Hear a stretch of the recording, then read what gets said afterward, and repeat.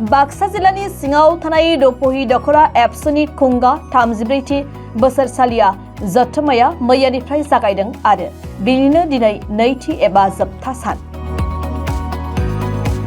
जोबथि साननि हाबाफारि बायदि माखासे हाबाफारि लानायबो जायो। गिबि हाबाफारि बायदियै दुलाराय बर' फरायसा आफादनि फिरफिला बिरहोनाय बिरहोजेनो रुपहि दखरा एबसुनि आफादगिरि धनिराम बसुमतारी बिथाङा। उननि हाबाफारि बायदि बडलेण्ड सोमावसारनाय समाव मुंख्लं जालांनाय बिथांमोनखौ गोसोखांनानै बिबार बावनाय जायो। बिबारखौ बावजेनो रुपहि दखरा एबसुनि लोगो आफादगिरि उकुल नार्जारी बिथाङा आरो बड'फा उपेन्द्रनाथ ब्रह्मनि मुसुखायाव बिबार बावनाय हाबाफारि मावफुंनाय जायो। बिबार बावजेननानै हाबाफारिखौ मावफुंना होयो सालबारि जौसिन गेजेर फरायसालिनि लोगो फोरोंगिरि फनिन्द्र बसुमतारी बिथाङा। रुपहि दखरा एबसुनि बोसोरसालिया जथुम्माखौ रुपहि दखरा एबसुनि बेन्दोंआवनो थानाय दुङालागा एलपि स्कुल आरो बाथौ थानसालिनि गेवलां गेलेग्रा फोथाराव खुंफुंनाय जायो। बोसोरसालिया जुथाइ खुंफुंनाय हाबाफारिखौ लोब्बा लाखिनानै रुपहि दखरा दुलाराय बर' फरायसा आफादनि आफादगिरि धनिराम बसुमतारी बिथाङा खौरांनि गेजेरजों मा फोरमायखो फै जों आबुङै मिथिना लानि। रुपहि दखरा दुलाराय बर' फरायसा आफादनि 34थि बोसोरसालिया जथुम्माखौ जोङो मैयानिफ्राय नैबे दुङालागा गेलेग्रा फोथाराव साननैनि मेरगोनां हाबाफारिजों खुंबोगासिनो दङ। दिनै जोंहा नैथि साननि हाबाफारि बादियै जोङो आफादनि फिरफिला बिरहोनाय आरो बड'फा उपेन्द्रनाथ ब्रह्मनि सावगारियाव बिबार बावनाय आरो मुंख्लंफोरनिसिम बिबार बावनाय बे हाबाफारिया जा जालांबाय। जा बड'फानि सावगारियाव बिबार बावजेनगिरि हिसाबै आलासि महरै हांख्रायनानै लाबोदोंमोन मानगोनां फनिन्द्र बसुमतारी सार बिथाङा दिनै बे हाबाफारिखौ मावफुंनानै होलांबाय आरो मुंख्लंफोरनि मुंख्लंफोरनि मुङै जा बिबार बावजेननाय बे हाबाफारिखौ जा रुपहि दखरा दुलाराय बर' फरायसा आफादनिनो लोगो आफादगिरि उकुल नार्जारी बिथाङा मावफुंनानै होलांबाय।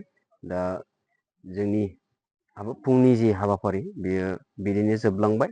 दा हाबाफारि हिसाबै जोंहा दंबावो बान्था राननाय हाबाफारि दङ। बायदिसिना थुनलाइयारि आयदानि आरो गेलेमु आयदानि जा देरहासारनाय बिथांमोननो बान्था राननाय हाबाफारि दं आरो लोगोसेनो गेवलां मेल। बे गेवलां मेला दिनै जोंहा थिग 1 बाजियाव जागायगोन। गेवलां मेलनि गाहाय आलासि महरै जोंहा दुलाराय बर' फरायसा आफादनि लोगो आफादगिरि खोरोमदाव औवारी सारा फैगासिनो दङ।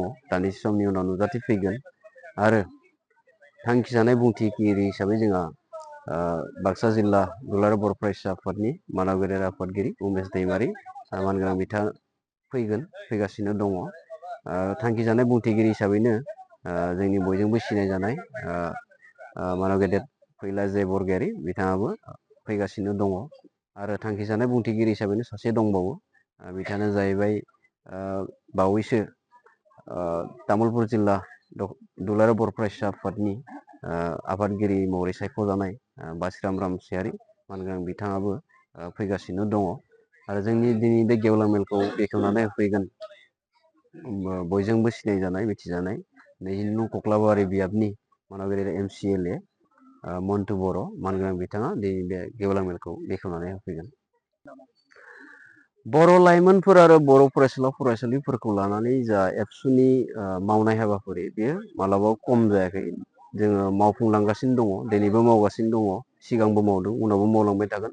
दा फरायसाफोरखौ आनजादनि थाखाय प्रिपारेसननि थाखाय थुलुंगा होनो थाखाय माखासे बोसोन होनाय आरो थुलुंगायारि लाइजाम राननाय बे हाबाफारिया सोलिगासिनो दङ।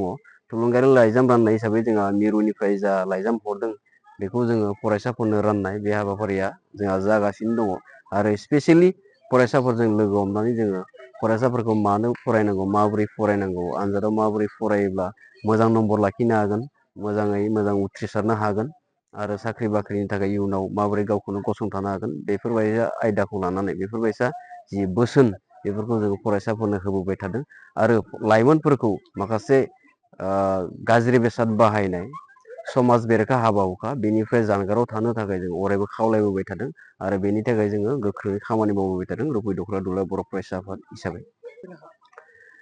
सोलोंथाइ बिथिङाव जोङो बिदिन्थि हिसाबै जोङो फरायसाफोरखौ थुलुंगा होनो थाखायनो अरायबो बोसोरफ्रोमबो जोङो जि HSLC आरो HS आनजादाव फरायनानै आनजादाव सेथि थाखोआव उथ्रिसारनानै दख'रानि बादावनो जिथि मासि आवग्रिनानै फरायसुला फरायसुलिफोरखौ जोङो बरायनानै मान बावनाय बे हाबाफारिखौ जों बोसोरफ्रोमबो लाबोबाय थादों आरो न'खर न'खर बिदिनो हाबनानै जोङो फरायसाफोरखौ थुलुंगा होनायनि गेजेरजों बोसोन होबोबाय थादों आरो गेजेर गेजेर बिदिनो फरायसालिफोरावबो जोङो बड'फा गोजोरथाया सोलायनाय मावथांखि बादियै आंनि सोलोंथाइया आंनि बिमा राव आंनि सोलोंथाइ बायदि आयदा लानानै बर' बिजोंनि गेजेरजोंनो सोलोंथाइ लानानै जोङो माबोरै गावखौ गसंथानो हायो, माबोरै गियान आरजिनो हायो, गोजौ सोलोंथाइ लानो हायो, इयुनाव माबोरै जोङो साख्रि बाख्रि लाहैनो हायो, बेखौ जोङो अराय फरायसाफोरखौ थुलुंगा होबोबाय थादों आरो गावनि बिमा रावजोंनो बर' बिजोंजों फरायनानैनो गोजौ सोलोंथाइ लानो थाखाय जोङो थुलुंगा दुलाराय बर' फरायसा आफाद हिसाबै आथिखालनि फरायसुला फरायसुलिफोरखौ बोसोन होनाया अरायबो सोलिबाय थादों, दिनैबो सोलिबाय दङ, उनावबो सोलिलांबाय थागोन। आङो स्पेसियेलि दिनै बोसोन होनो सानगोन, खावलायनो सानगोन जे फरायसुला फरायसुलिफोरा गावनि जा गोजौ सोलोंथाइ लानाय आरो केरियार दानाय बेवहाय जाहाथे गोसो होयो, बायदिसिना ओरैनो समखौ जाहाथे दाद्रि खालामा, ओरैनो जाहाथे समखौ गाज्रि खामानियाव बाहाया, फेग्रा मुवा जानानै निसा जातिय बुस्थु जानानै जाहाथे गावनि देहाखौ नोरजिया खालामना लाया, मेलेमखौ नोरजिया खालामना लाया, मोजां आदार जानानै गोख्रों देहा, गुफुं देहानि बिगोमा जानानै गोग्गो सोलोंथाइ लानानै जाहाथे गोजौ फारसे गावखौनो जौगालांहोनो हायो, गावखौ दाफुंनो हायो, जिउआव गावखौ सासे जाफुंसार सोद्रोमा, जाफुंसार सासे सुबुं महरै सिनायथि होनो हायो, गसंथानो हायो। बेनि थाखाय जोङो लाइमोनफोरखौ, सेंग्रा सिख्लाफोरखौ, फरायसुला फरायसुलिफोरखौ बे फारसे गोसो होनो थाखाय आरो थांखि लानानै गोजौ फारसे हान्थिलांनो थाखाय, गोजौ सोलोंथाइ लानो थाखाय अरायबो खावलायबोदों आरो खावलायबाय थागोन आरो बिदिनो जोङो थुलुंगा होनाय हाबाफारि जों लालांबाय थागोन। सोलायनायनि बिथिङाव जाहैबाय जोङो गाज्रिनिफ्राय मोजां फारसे सोलायनांगोन।